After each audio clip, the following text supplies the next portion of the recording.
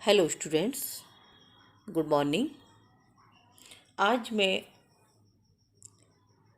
Doctor Sunita Gupta, राजकीय कला महाविद्यालय कोटा से आपको राजनीति विज्ञान के प्रथम प्रश्न पत्र के सिलेबस के बारे में जानकारी दे रही हूँ कि क्या क्या विषय इस पेपर के अंतर्गत पढ़ाए जाएंगे।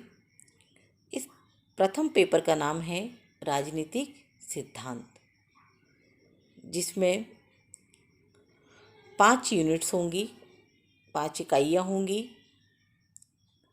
इसके पेपर के बारे में बात करें तो जो एग्ज़ाम पेपर होगा उसके बारे में बात करें तो 5 इसमें 3 खंड होंगे, 3 पार्ट होंगे। जिसके फर्स्ट पार्ट में एक अनिवार्य प्रश्न होगा, जिसमें से छोटे 10 क्वेश्चन होंगे और वो सभी करने अनिवार्य होंगे। ये 10 क्वेश्चन हर इकाई से 2 क्वेश्चन लेते हुए तैयार किए जाएंगे। दूसरा जो इसका पार्ट है उसमें 10 प्रश्न होंगे और हर इकाई से या हर यूनिट से 2 क्वेश्चन लिए जाएंगे और उनमें से हमें 2 में से 1 क्वेश्चन करना अनिवार्य होगा। ये जो क्वेश्चन है ये लगभग 250 शब्दों का होगा और 10 नंबर का होगा। तीसरा जो पार्ट है वो उसमें 4 क्वेश्चन होंगे जो कि डेस्क्राइब रूप में होंगे, वर्णनात्मक रूप में होंगे और 500 शब्दों के होंगे। इसमें कुछ अथवा के रूप में पार्ट भाग भी हो सकते हैं और जो सभी इकाइयों से मिलकर के 4 क्वेश्चन दिए जाएंगे। यानी इसमें कोई भी क्वेश्चन ऐसे नहीं है कि 2 क्वेश्चन एक इकाई से होंगे, एक क्वेश्चन दूसरी इकाई से होगा। यानी हर इकाई से 1 क्वेश्चन लिया जाएगा, लेकिन कोई सी भी 4 इकाइयों से 4 क्वेश्चन लिए जा सकते हैं और उन चारों में से हमें केवल 2 प्रश्नों के उत्तर देने होंगे। तो ये हमारा प्रश्न पत्र होगा और जो यूनिट्स हैं वो 5 होंगी, जो कि जिनका अध्ययन हमें क्लास में करवाया जाएगा। अभी कोविड-19 है, इसके कारण हमें ऑनलाइन जो अध्ययन करवाया जा रहा है ये इन 5 इकाइयों का होगा। प्रथम इकाई जो है उसके अंतर्गत हम राजनीति विज्ञान का अर्थ, नाम विभेद और क्षेत्र, इसके बारे में अध्ययन करेंगे। नाम विभेद यानी राजनीति विज्ञान को अलग अलग नामों से जाना जाता है। राजनीति विज्ञान का परंपरागत एवं समकालीन परिदृश्य यानी परंपरागत और आधुनिक दृष्टिकोण जो है उनके माध्यम से किस तरह से अध्ययन किया जाता है, इसका अध्ययन किया जाएगा। व्यवहारवाद और उत्तर व्यवहारवाद, इसका अध्ययन किया जाएगा। राजनीति विज्ञान में अंतर विषयक उपागम, राजनीति विज्ञान का अन्य सामाजिक विज्ञानों से संबंध, जिसके अंतर्गत अर्थशास्त्र, इतिहास, भूगोल एवं मनोविज्ञान, इन चारों के साथ राजनीति विज्ञान का किस तरह का संबंध है, इन सब का अध्ययन भी किया जाएगा। तो ये सब जो विषय हैं इनका प्रथम इकाई के अंतर्गत अध्ययन किया जाएगा। इकाई 2 में राज्य की उत्पत्ति और विकास के सिद्धांत, राज्य का लोक कल्याणकारी राज्य के रूप में विकास, संप्रभुता, एकलवादी और बहुलवादी सिद्धांत, इन सब के बारे में इसकी दूसरी जो इकाई है उसके बारे में अध्ययन किया जाएगा। इकाई 3 इसके अंतर्गत जो अवधारणाएं हैं जिसमें शक्ति, सत्ता, वैधता, नागरिकता, अधिकार, स्वतंत्रता, समानता, न्याय, ये सब अवधारणाओं के बारे में एक यूनिट 3 में हम अध्ययन करेंगे। यूनिट 4 इसमें हम लोकतंत्र एवं अधिनायक तंत्र यानी किस तरह की दोनों व्यवस्थाएं हैं, क्या अंतर है, राजनीतिक दल, दबाव समूह है, प्रतिनिधित्व के सिद्धांत, विधि का शासन एवं संविधानवाद, इन सब के बारे में हम यूनिट 4 के अंतर्गत अध्ययन करेंगे। अगला है शासन के अंग एवं उसके कार्य, यानी जो कार्यपालिका, व्यवस्थापिका, न्यायपालिका, जो तीनों जो शासन के अंग हैं, उनके क्या कार्य हैं, किस तरह से उनकी शक्तियां हैं, क्या उनका आपस में अंतर संबंध है, समकालीन प्रवृत्तियों के संबंध में, संदर्भ में, उन सब का अध्ययन किया जाएगा। तो इस तरह से हमने देखा कि राजनीति विज्ञान का जो पॉलिटिकल साइंस का जो पेपर है फर्स्ट, राजनीतिक सिद्धांत, उसके बारे में इन 5 यूनिटों के माध्यम से अध्ययन किया जाएगा। इसके साथ ही जो पेपर सेकंड है उसके बारे में भी हम आपको बताने जा रहे हैं।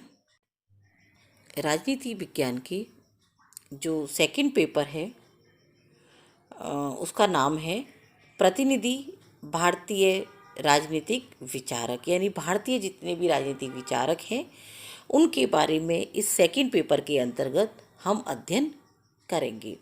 तो इसके अंतर्गत भी उसी तरह से प्रश्न पत्र तैयार होगा जिस तरह से हमने आपको फर्स्ट पेपर के बारे में बताया था। सेकंड पेपर के अंतर्गत भी 5 इकाइयाँ होंगी।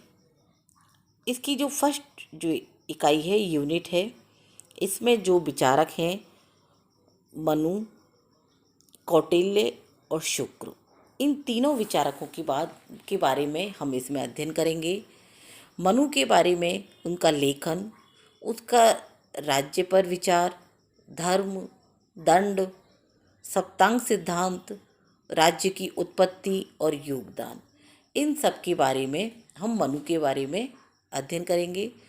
कौटिल्य के विचारों में उसका लेखन, राज्य की उत्पत्ति, राज्य के अंग, राजा, उसकी योग्यता, कार्य, मंडल सिद्धांत और योगदान, इन सब के बारे में अध्ययन करेंगे। शुक्र के विचारों में उसका लेखन, उसकी दंड नीति, राज्य, राज्य के कार्य, राजा और उसके कार्य, न्याय एवं प्रशासन पर विचार, यानी इन सब के बारे में हम फर्स्ट इकाई में इन तीनों विचार लेखकों की या विचारकों के बारे में अध्ययन करेंगे।